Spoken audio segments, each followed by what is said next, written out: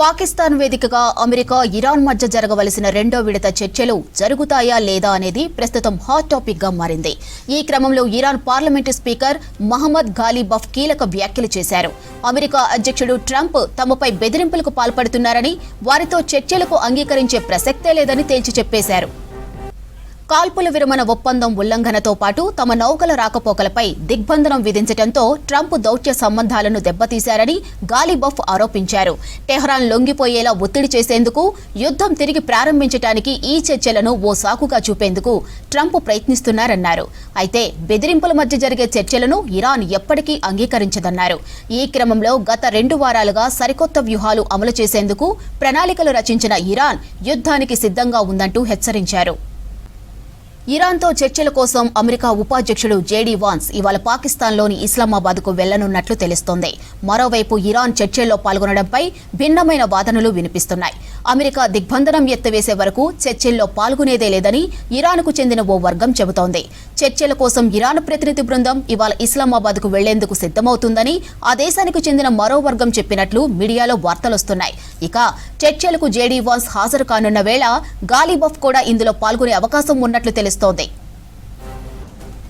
Iran నాయకత్వంలో నేరుగా సంప్రదింపులు జరిపేందుకు తాను సిద్ధంగా ఉన్నానని ట్రంప్ తెలిపారు. కొనసాగుతున్న సంఘర్షణను పరిష్కరించడం కోసం టెహ్రాన్లోని సమాన స్థాయి అధికారులతో వ్యక్తిగతంగా సమావేశమయ్యేందుకు సిద్ధంగా ఉన్నట్లు చెప్పారు. ఇరాన్ వాళ్లు కలవాలనుకుంటే తమ దగ్గర చాలా సమర్థవంతమైన వ్యక్తులు ఉన్నారని చెప్పారు. ఒకవేళ నేరుగా తననే కలవాలనుకున్నా తనకు ఎలాంటి అభ్యంతరం లేదని చెప్పారు ట్రంప్. పాకిస్తాన్ వేదికగా అమెరికా ఇరాన్ మధ్య జరగవలసిన రెండో విడత చర్చలు జరుగుతాయా లేదా అనేది ప్రస్తుతం హాట్ టాపిక్ గా మారింది. ఈ క్రమంలో ఇరాన్ పార్లమెంటు స్పీకర్ మహమ్మద్ గాలిబఫ్ కీలక వ్యాఖ్యలు చేశారు. అమెరికా అధ్యక్షుడు ట్రంప్ తమపై బెదిరింపులకు పాల్పడుతున్నారని, వారితో చర్చలకు అంగీకరించే ప్రసక్తే లేదని తేల్చి చెప్పేశారు. ఇక కాల్పుల విరమణ ఒప్పందం ఉల్లంఘనతో పాటు తమ నౌకల రాకపోకలపై దిగ్బంధనం విధించడంతో ట్రంప్ దౌత్య సంబంధాలను దెబ్బతీశారని గాలిబఫ్ ఆరోపించారు.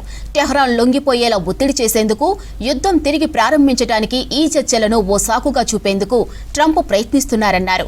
అయితే బెదిరింపుల మధ్య జరిగే చర్చలను ఇరాన్ ఎప్పటికీ అంగీకరించదన్నారు. ఈ క్రమంలో గత 2 వారాలుగా సరికొత్త వ్యూహాలు అమలు చేసేందుకు ప్రణాళికలు రచించిన ఇరాన్ యుద్ధానికి సిద్ధంగా ఉందంటూ హెచ్చరించారు. మరోవైపు ఇరాన్తో చర్చల కోసం అమెరికా ఉపాధ్యక్షుడు జేడీ వాన్స్ ఇవాళ పాకిస్తాన్లోని ఇస్లామాబాద్కు వెళ్లనున్నట్లు తెలుస్తోంది. మరోవైపు ఇరాన్ చర్చల్లో పాల్గొనడంపై భిన్నమైన వాదనలు వినిపిస్తున్నాయి. అమెరికా దిగ్బంధనం ఎత్తివేసే వరకు చర్చల్లో పాల్గొనేదే లేదని ఇరాన్కు చెందిన ఓ వర్గం చెబుతోంది.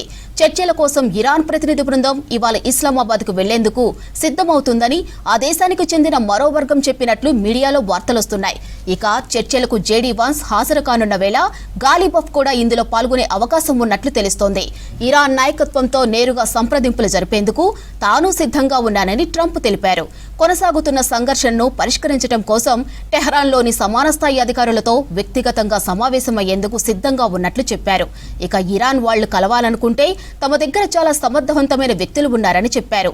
ఒకవేళ నేరుగా తననే కలవాలనుకున్నా తనకు ఎలాంటి అభ్యంతరం లేదని చెప్పారు ట్రంప్.